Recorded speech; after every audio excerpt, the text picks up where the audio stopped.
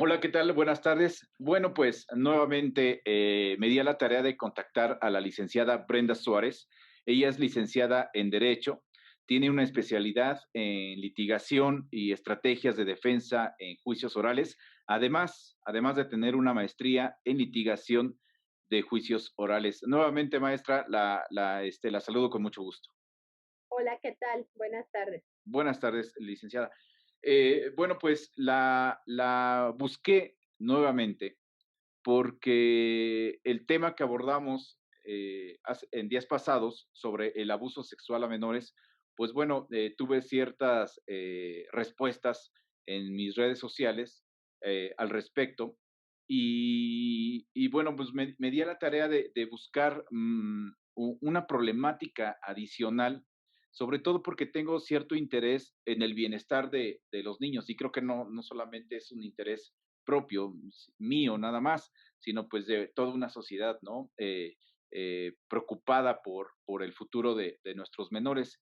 Y bueno, uno de ellos pues también tiene que ver con el divorcio, con la separación de los padres. Y es que a raíz de esta pandemia, pues bueno, según las estadísticas, pues bueno, se han presentado más solicitudes de separación, de divorcio y demás, pero un tema ahí importante, como lo mencioné hace un momento, pues bueno, es el riesgo que corren los niños. Ahora no nada más hay que cuidarlos sobre esto que abordábamos hace unos días del abuso sexual a menores. Ahora también la sociedad debe atender esta problemática que se está acrecentando por estos tiempos, que es la separación de los padres. Entonces, nuevamente los niños quedan en riesgo, ante esta situación en donde parece que los niños quedan ahí, pues indefensos. Obviamente ellos tan pequeños no tienen la posibilidad de decidir con quién se van y demás, pero bueno, para eso está la justicia, para eso está pues, personas como usted, especialistas en el tema, y me di a la tarea de ser muy puntual en algunas preguntas, y una de ellas, una primera que se me ocurre es, cuando hay un proceso ya de divorcio inminente o cuando ya hay una separación inminente de los padres, licenciada Brenda Suárez, ¿qué pasa con los menores? ¿Con quién se van en un primer momento? ¿Se van con el papá, con la mamá? ¿Qué sucede ahí, licenciada? Ok, bueno, tomando de referencia la pregunta, muchas veces cuando, como bien lo dices, hay un divorcio o hay una separación de los papás, inclusive aún cuando no estén casados, ¿no? Eran Ujú, concubinos y de pronto se separan, pero aquí sí se necesita solicitar la guarda y custodia del menor. Me voy a enfocar un poco en este momento en el divorcio, ¿no? sí. Empiezan en este proceso de divorcio y entonces hay que decidir quién se va a quedar a los menores durante el procedimiento y una vez emitida la sentencia sobre la guarda y custodia de los menores. Ujú, Entonces, bueno, aquí qué sucede. Decías algo muy interesante, los niños no pueden decidir. Hoy por hoy, de acuerdo a la Convención sobre los Derechos del Niño y a diversos tratados internacionales de los que México es parte, eh, sí pueden ya ser escuchados los menores. ¿Qué quiere decir? Aunque todavía en la práctica lo que se acostumbra es que sean las mamás las que se quedan con los niños, ujú. muchas veces sabemos que hay casos donde las mamás no son responsables y no cuidan de manera idónea a los menores. Inclusive los llegan a poner en peligro de su integridad física, emocional, inclusive sexual, ¿no? Entonces, en este sentido, ¿qué sucede? Los papás de pronto se preocupan porque Mm, la mamá no protege a estos menores. Hoy por hoy, ya sea el papá o la mamá, pueden solicitar la guardia y custodia de los niños y en su momento definitiva, ¿no? Cuando termine el proceso.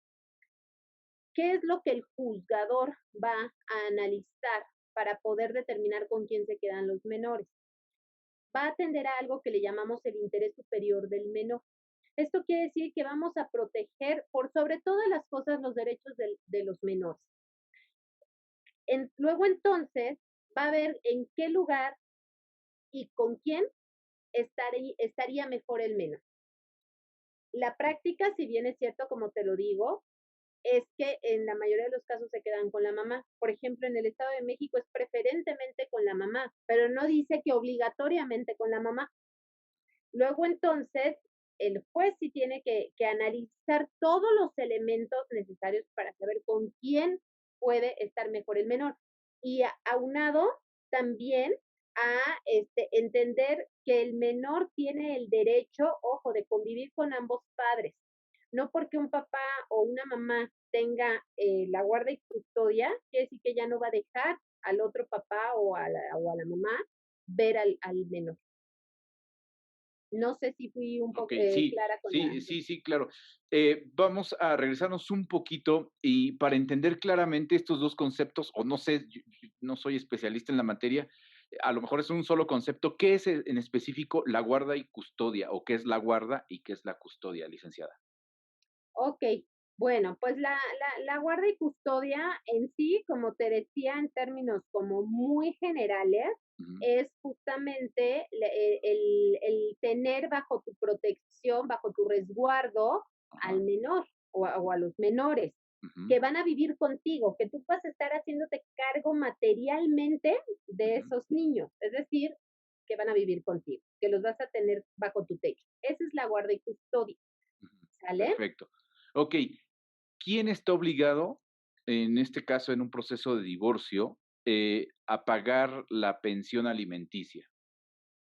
Ok, bueno, si bien es cierto, se entiende que quien tiene a los menores, ¿no? Viviendo bajo su guarda y custodia, Ujú, pues ya le está satisfaciendo de entrada el derecho a la vivienda, a ujú, una vivienda digna, pero pues también, obviamente, de alimentos, vestimenta y demás. Es decir, ambos padres tienen que proporcionar alimentos a los hijos.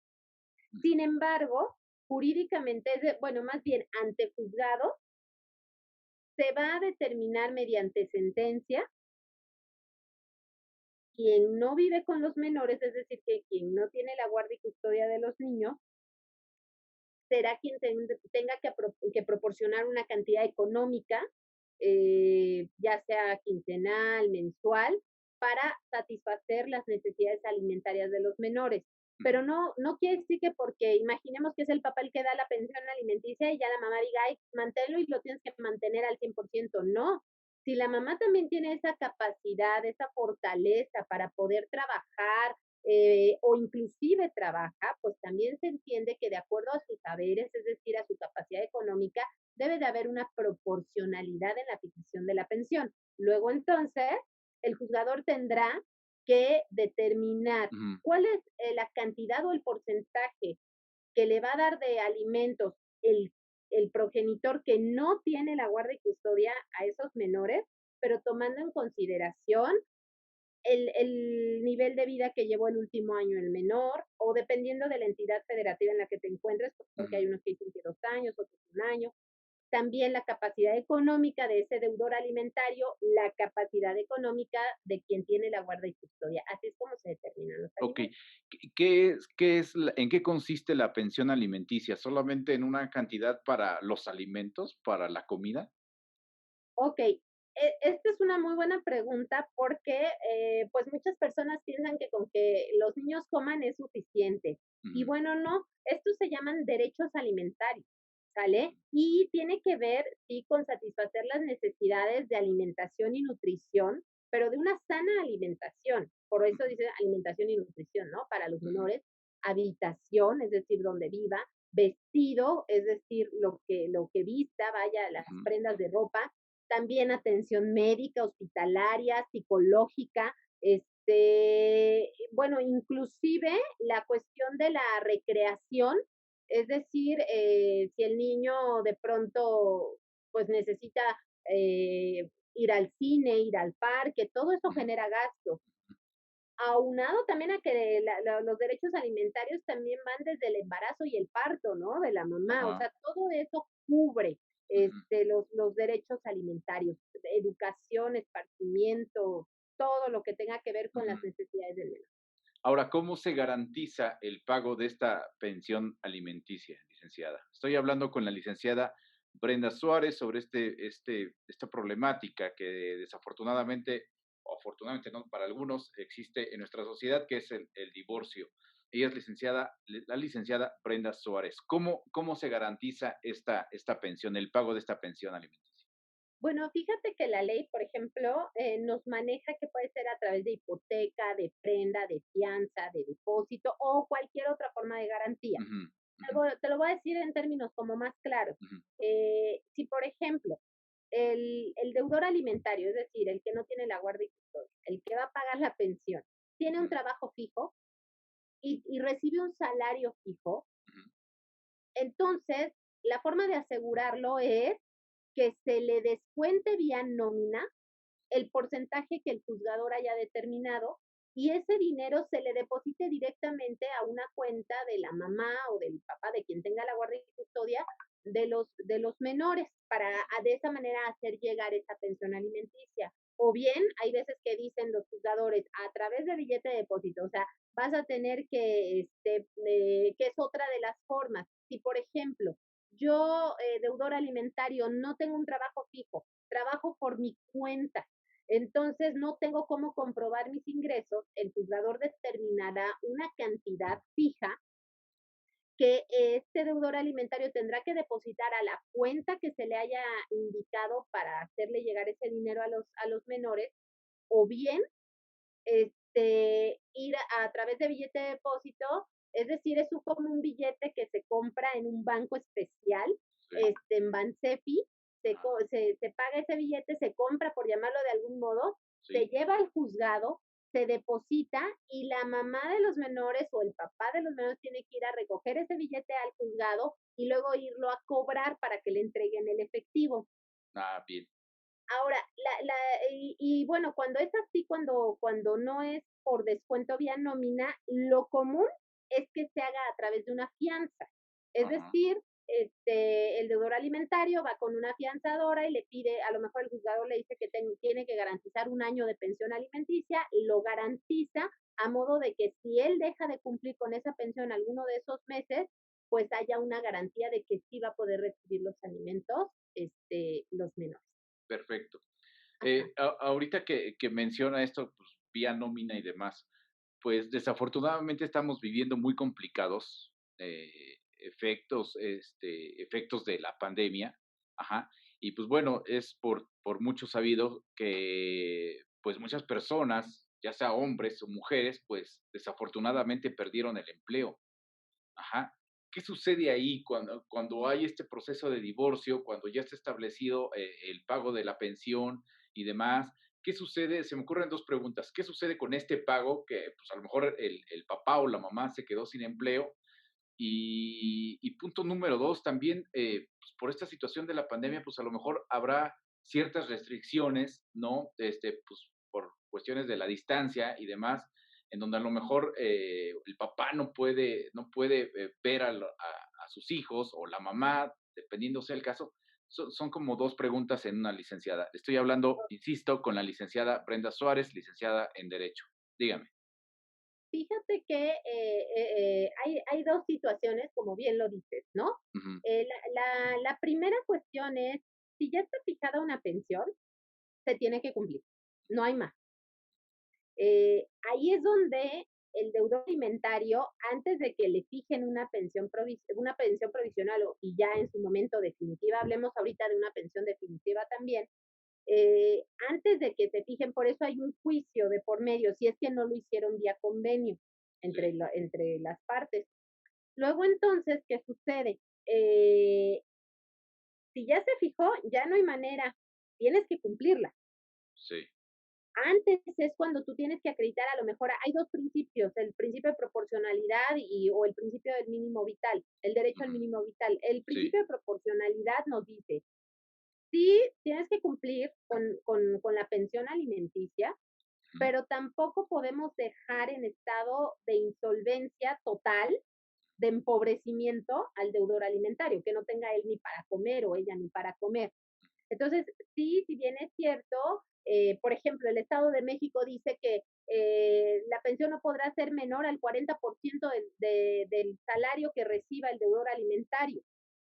pero hablemos de una persona que gana 6,000 pesos al mes, pues lo van a dejar con casi nada. Entonces ahí hay que atender al principio de proporcionalidad y hacerle ver al juzgador justamente que debe de ser una pensión, sí, que satisfaga las necesidades de los hijos, pero que tampoco dejen empobrecimiento total al deudor. Ahora, ¿qué sucede? Hoy con la pandemia se quedan sin trabajo. Si ya hay una pensión, una sentencia, sí la tienes que cumplir. Pero, ¿qué está sucediendo? Muchos lo que van a hacer es eh, solicitar una reducción de pensión, pero lo tienes que solicitar ante el juzgador. Si no lo solicitas, caes en incumplimiento. Entonces, tienes que ir ante el juzgador y decirle, juzgador, mis condiciones económicas cambiaron, mis ingresos económicos son menores, entonces yo te solicito una reducción de pensión. Ujú. Y ya tendrás que dar los elementos necesarios y el juzgador analizará si es procedente o no la reducción de la pensión, porque así como a veces se pide reducción, hay casos en los que se pide aumento de pensión alimenticia, aunque ya haya una pensión fijada, ¿no? Sí, Pero bueno, ese es otro tema. ¿Por qué? Porque los menores van creciendo y sí, van teniendo mayores necesidades, ¿no? Entonces claro. ahí se puede solicitar. Ahora, hay otra cuestión. Ahorita sí, si bien es cierto en la práctica muchos esperar, pero aquí lo ideal es ir con el juzgador y reitero, avisarle y solicitarle una reducción con base al principio de proporcionalidad, Ujú, porque de lo contrario caen en incumplimiento, ujú. ¿sale?